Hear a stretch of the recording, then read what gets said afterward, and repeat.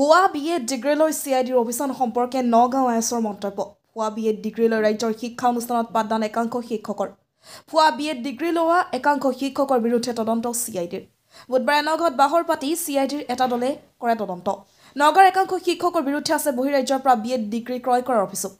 বিহাৰৰ মগধ বিশ্ববিদ্যালয়, হাৰিয়ানা কুৰুক্ষেত্ৰ বিশ্ববিদ্যালয়ৰ পৰা ধনৰ বিনিময়ত ক্ৰয় কৰে বিএডৰ প্ৰমাণপত্ৰ। বিষয়টোক লৈ চৌদিশে চৰ্চা চলি থকাৰ সময়তে মুখ্যমন্ত্ৰী CID গোচৰলৈ তদন্ত কৰিবলৈ নিৰ্দেশ দিছিল। সেই নিৰ্দেশৰ ভিত্তিত CIDয়ে শিক্ষকৰ বিএড ডিগ্ৰী সন্দৰ্ভত শিক্ষা বিভাগৰ পৰা বিচাৰিছিল সকলো তথ্য। শিক্ষা বিভাগে এক জাননীযোগে প্ৰতিখন জিলাৰ পৰা তথ্য বিচাৰি দিছিল জাননী। নগাঁও জিলা সংমণ্ডল বিদ্যালয়সমূহৰ পৰিদৰ্শক মৃদুল নাথৰ তথ্যভিত্তিত নগাঁও জিলাৰ 3694 জন শিক্ষক শিক্ষয়িত্ৰী আছে। বিহাৰৰ মগধ বিশ্ববিদ্যালয়ৰ পৰা এখনো বিএড প্ৰমাণপত্ৰ সংগ্ৰহ কৰা তথ্য নাই যদিও হাৰিয়ানা কুৰুক্ষেত্ৰ বিশ্ববিদ্যালয়ৰ এখন প্ৰমাণপত্ৰ লাভ কৰাৰ লগতে বহিৰাজ্যৰ পৰা 21খন প্ৰমাণপত্ৰ পোৱাৰ তথ্য লাভ কৰে জিলা শিক্ষা বিভাগে। চাওক, তাৰমানে কথাটো হৈছে কি যে আমাৰ নগাঁও জিলাৰ পৰা ভুৱা বিএড ডিগ্ৰীধাৰী বুলি আমাৰ কমপ্লেইন এটা ওপৰলৈ গৈছিলে আৰু তেওঁলোকে তাৰ আধাৰতে আহি পেলাই আমাৰ নগাঁও ডিষ্ট্ৰিক্টলৈ আহিছিলে আৰু তেওঁলোকে ভুৱা ডিগ্ৰীধাৰী চাৰ্টিফিকেট কিমান আছে আমাৰ পৰা বিচাৰিছিলে, যদিও যিহেতু আমাৰ অফিচত নাথাকে। আৰু গতিকে আমি স্কুলবিলাকলৈ চিঠি দিছিলোঁ আৰু উইদিন 2 ডেইজৰ ভিতৰত তেওঁলোকক আমি জমা দিব দিছিলোঁ। আৰু জমা দিওঁতে তেওঁলোকে আমি দেখা পালোঁ এতিয়ালৈকে প্ৰায়বিলাক হেডমাষ্টাৰ এণ্ড প্ৰিন্সিপাল আমাক জনালে যে 71 নম্বৰ স্কুলছে কৈছে তেওঁলোকৰ মানে বাহিৰ ইউনিভাৰ্চিটি কৰা মানুহ নাই। তাৰপিছতে আদাৰ মানে তেওঁলোকে বিচাৰিছিলে বিশেষকৈ মগধ আৰু কুৰুক্ষেত্ৰ ইউনিভাৰ্চিটি, কিন্তু তাতে এতিয়া আদাৰ ইউনিভাৰ্চিটিত 21 আমি পাইছোঁ আৰু মগধ ইউনিভাৰ্চিটিৰ পক্ষে কুৰুক্ষেত্ৰ ইউনিভাৰ্চিটি খালি আমি এখন পাইছোঁ। মগধৰ পৰা নাই পোৱা, কুৰুক্ষেত্ৰ ইউনিভাৰ্চিটিৰ পৰা আমি এখন পালোঁ। আৰু ইতিমধ্যে হয় তেওঁলোকক আমি এইখিনি ছাবমিট কৰিম। আৰু এতিয়া কথা হ'ল কি যে আমাৰ বিএডটো এটা কম্পালচৰি এজন টিচাৰৰ কাৰণে। আমাৰ প্ৰায় 3694 জন আমাৰ ছেকেণ্ডেৰী লেভেলত শিক্ষক আছে আৰু প্ৰত্যেকৰে বিএড আছে।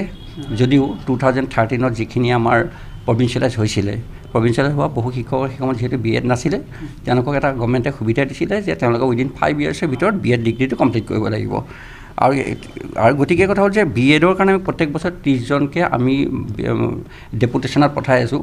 আৰু আমাৰ গভৰ্ণমেণ্টৰ এটা অৰ্ডাৰ আছে, যদি কোনোবা শিক্ষকে যদি বিএড পাৰ্চনেলি কৰিব বিচাৰে, তেওঁলোকে স্কুল ডিগ্ৰী কমপ্লিট কৰাৰ পিছত তেওঁলোকে আমাৰ IASৰ পৰা পাৰ্মিশ্যন লৈ বিএড কৰিব পাৰিব। আৰু তেওঁলোকে পাৰ্মিশ্যনটো লোৱাটো বাধ্যতামূলক। আৰু যদি কোনোবাই এনেকৈ যদি বাহিৰৰ ইউনিভাৰ্চিটিৰ পৰা যদি তেনেকৈ বিএড কৰিছে বা এইবাৰ পাৰ্মিশ্যনো লোৱা নাই, আৰু এটা সময়ত কি হয় যে আমাৰ যেতিয়া চিলেকশ্যন প্ৰচেছবিলাক হয় তেন্তে অট'মেটিকলি কেঞ্চেল হৈ যায় যদি পাৰ্মিশ্যন নাথাকে। গতিকে তেনেকুৱা ধৰণৰ কিন্তু কথা কিমান সংখ্যকে কিমান কৰিছে নিউজত মই দেখা পাইছোঁ যে বৃহৎ সংখ্যা এটা দেখুৱাইছে, কিন্তু কথা হ'ল যে আমাৰ হাতত ইমানখিনি তথ্য এতিয়ালৈকে আহি পোৱা নাই। আমি এখন আমি কুৰুক্ষেত্ৰ ইউনিভাৰ্চিটিৰ পৰা পাইছোঁ, মগধৰ পৰা পোৱা নাই। আৰু এতিয়া আদাৰ্ছ ইউনিভাৰ্চিটি ধৰক এতিয়া এনেকুৱা ধৰণৰ আমাৰ ডিব্ৰুগড়, গুৱাহাটী ইউনিভাৰ্চিটি, অসমৰ বাহিৰৰ আমি এতিয়ালৈকে 21খন পাইছোঁ। তাৰ ভিতৰতে এখন পাইছোঁ আমি কুৰুক্ষেত্ৰ ইউনিভাৰ্চিটি। 21খনৰ ভিতৰত তেওঁলোকে ৰিচেণ্টলি কৰা আছে, কিছুমানে ধৰক 17 চন, 20 চন, 22 চন এনেকুৱা ধৰণৰ আছে। মানে একচুৱেলি আমাৰ ফালৰ পৰা কি হ'ল যে বাহিৰৰ ইউনিভাৰ্চিটিত বিএড কৰিম বুলি ক'লে আমি সাধাৰণতে NOC নিদিওঁ। আমি বিশেষকৈ KK হেণ্ডিকত যিটো কৰে আইডল যিটো কৰিব আমি তাতে পাৰ্মিশ্যন দিওঁ। এইখিনি যিহেতু আমাৰ তেওঁলোকে বিচৰা নাই, গতিকে তেওঁলোকে বিশেষকৈ গুৰুত্ব দিছে যে মগধ ইউনিভাৰ্চিটি আৰু কুৰুক্ষেত্ৰ ইউনিভাৰ্চিটি হয়।